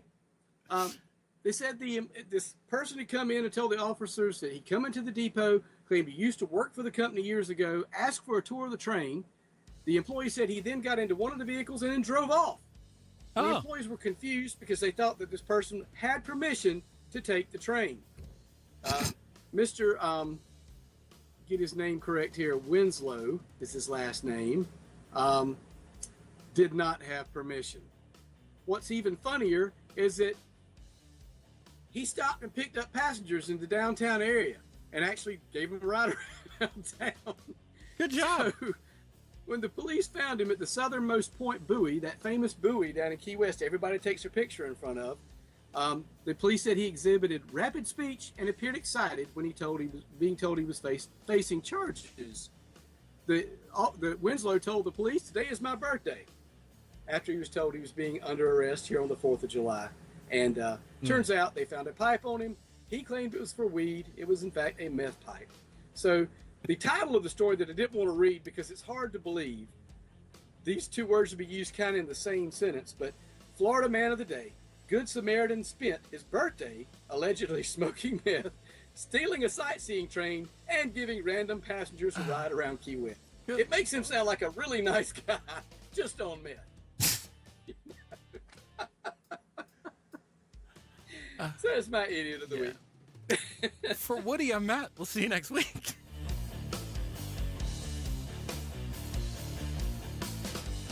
In the heart of South Carolina, where the spirit of celebration thrives, there's